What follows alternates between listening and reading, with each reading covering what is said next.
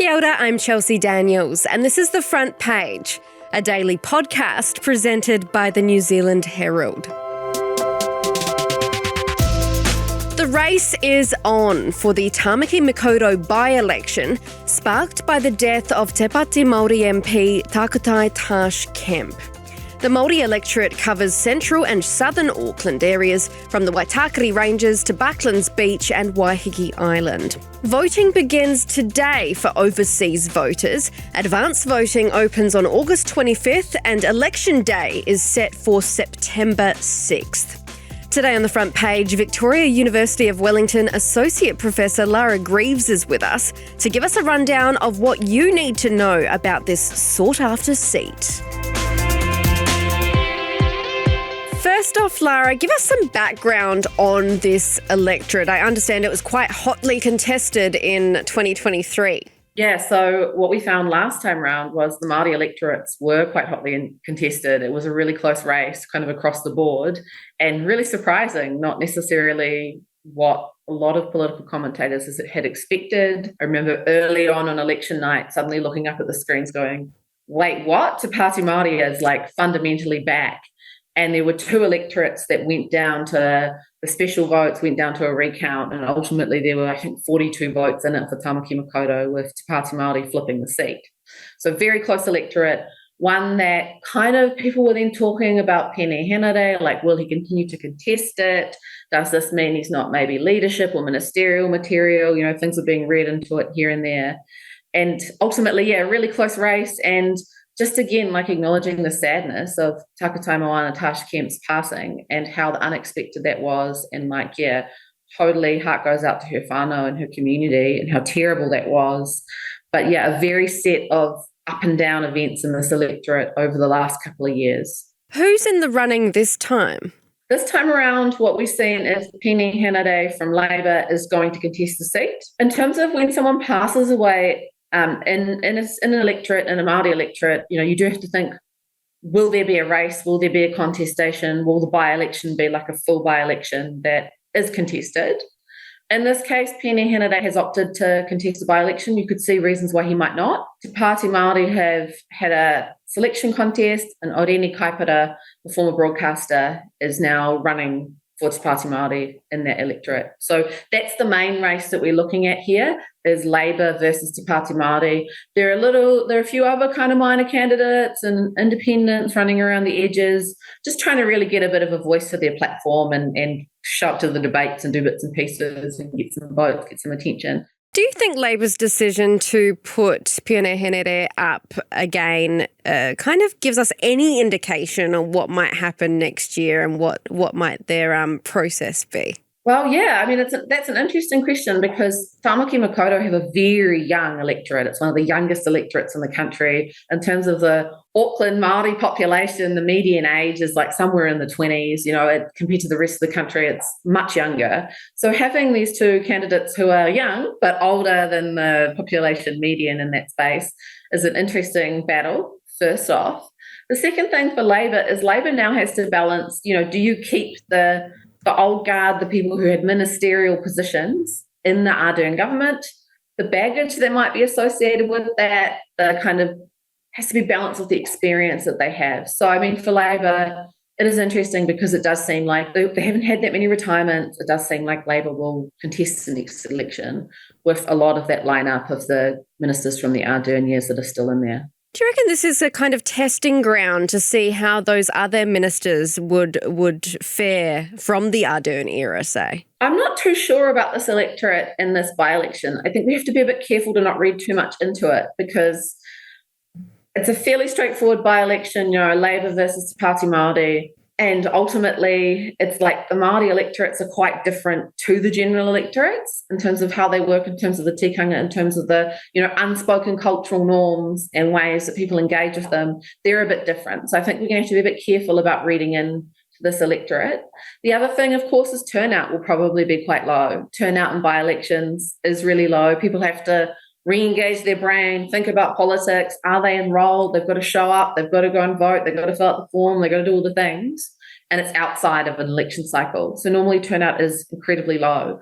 So we have to just be a bit careful to not read too much into this by-election. although, we are only about a year out from the election, and it's easy to do so, really.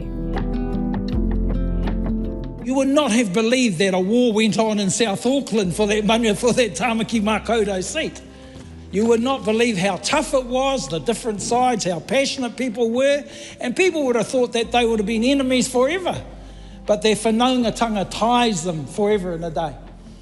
And I think that's the difference between, with Māori politics. We will always be tied by our toto, by our whakapapa, and by our identity.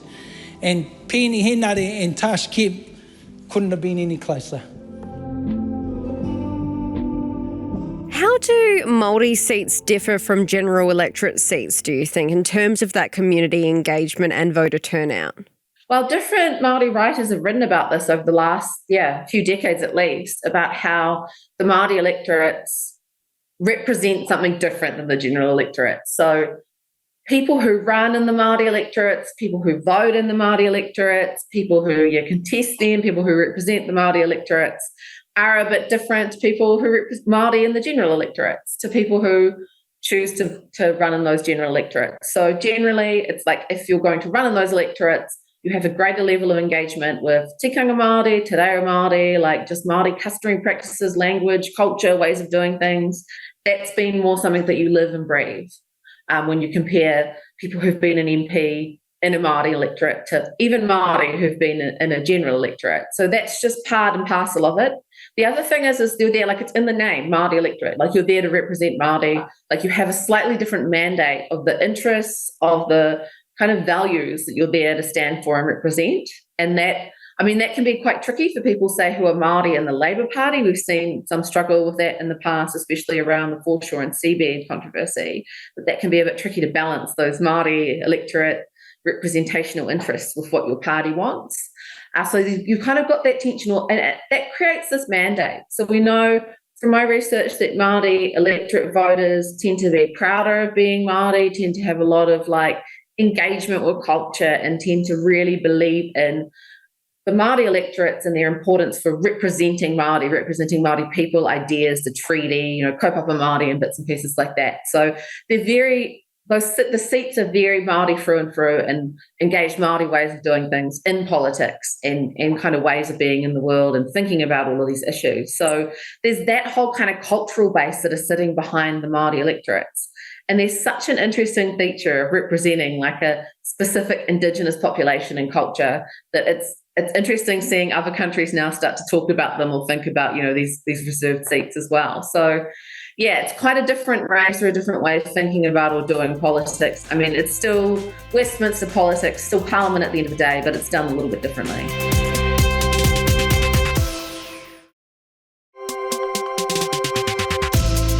How significant is this seat when it comes to the wider picture? I mean, Tāmaki Makaurau is quite a small one in terms of the rest of the country, right? It's interesting because there's definitely arguments you can see for where this by-election, where this electorate could be something that we could look at and say, hey, well, like, for example, if we see a huge Labour landslide, right, that will be something that we're probably going to go, well, that might mean that we see a Labour landslide next election. Or if we see Te Pāti Māori increase their lead by heaps, we will all think of, it could be this, it could be that, it could be the other thing. Ultimately, it is a by-election in quite a specific part of the country. We have to note as well that for many years now, the right-wing parties haven't run in the seat, although National did run a candidate in the last election. So it's just got a different party dynamic as well. That's the other thing to kind of note. So there's definitely things we could read into, but generally it's just kind of its own standalone contest. The other thing is that I'm not sure about, and I've talked to different Māori voters in the electorate about their thoughts on this, is really whether it feels right to vote and to create it, make it this contest after someone has passed on, and what that means for respecting their legacy. That might be another thing that people are thinking about in the voting booth, and thinking about honouring Kemp's legacy, honouring Te Pāti Māori, and honouring their continued presence in that seat. So it's pretty hard. There's a lot going on there. I mean, there will be things we read into it, but it's ultimately not like a microcosm of the broader country in any way. Why don't those more right, I mean, your National, your ACT, your New Zealand Firsts, why don't they generally contest Māori seats? Well, we went through this period of politics around the infamous Dom Brash Orewa speech in the early 2000s. That was really a kind of turning point for what people were calling race relations at the time, or Māori Crown relations, or politics in this country. So let me begin by asking, what sort of nation do we want to build? Is it to be a modern, democratic society embodying the essential notion of one rule for all in a single nation state? Or is it the racially divided nation with two sets of laws and two standards of citizenship that the present Labour government is moving us steadily towards? Around that time, I think it felt quite hypocritical for National to be running in those seats when they also wanted them abolished. There was an early period in 1996 when New Zealand First had won all the electorate. So New Zealand First and the Māori seats, that history is a whole other kind of kettle of fish, can of worms, whatever. Whole other episode. Whole other episode. But now New Zealand First have tended to move away from those seats, and so have ACT. So if you're a political party and you're saying, well, ethnicity, tatiriti doesn't matter for this or that, then running in those electorates doesn't really marry up well with your ideology. So generally it's a case of those parties saying, we don't believe in these seats, we're not going to run in them. National, over the John Key years and being government with the Māori Party, kind of softened on them a bit and didn't run for a while there, but kind of weren't actively looking to abolish them. So the whole party and the way they thought about the Māori electorates changed. This last time round, they ran 3 candidates in the Māori electorate. So National perhaps are understanding that, an electorate race, an election, even if you're not going to win, is an opportunity for you to... Sorry, the rooster's right outside my... That is a rooster, isn't it? Yeah. It is. You want me to try and chase it away? No. Okay, I will study it. Okay.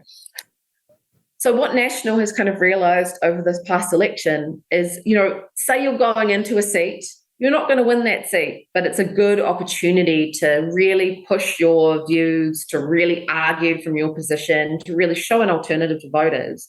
And at the end of the day, in an MMP system, it all comes down to party vote. So National have been running in these electorates. They've been running some candidates and putting forward their arguments, their policies, and perhaps more campaigning for the party vote, but using it as an opportunity to expose their ideas to a much wider range of voters. All of this is occurring against this broader kind of demographic trend that we're seeing of there basically being a higher proportion of the population being Māori. By 2040, a third of the children in this country will be of Māori descent. We're seeing in different surveys that people are really proud to be Māori and proud of Māori culture, tinaranga, teratanga, te tiriti, Māori politics of that nature.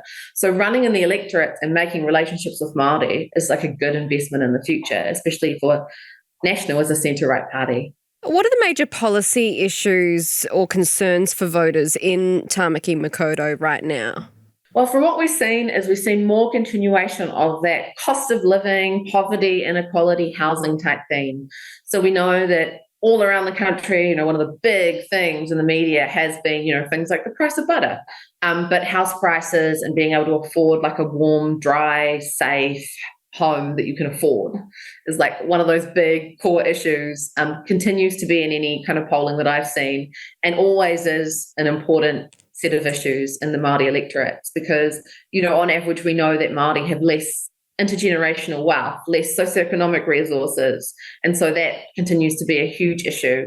So we've got that broad set of economic issues and equity issues that I think will be key to this campaign. And we've seen the candidates talk about these and really signal their emphasis on these issues. There's also the broader set of issues around Māori feeling under attack from the government. Obviously, the most recent one being the use of Te Reo Māori in school books as an example. But it seems like there's another example every week or so. So those kind of political kind of culture issues, they seem to be less of a, in terms of when we poll people or when you do public opinion polling, they seem to be less of a huge issue for many voters, but it's still an issue. And it's an issue for a lot of Māori when you speak to Māori about whether, they kind of agree with the government on that.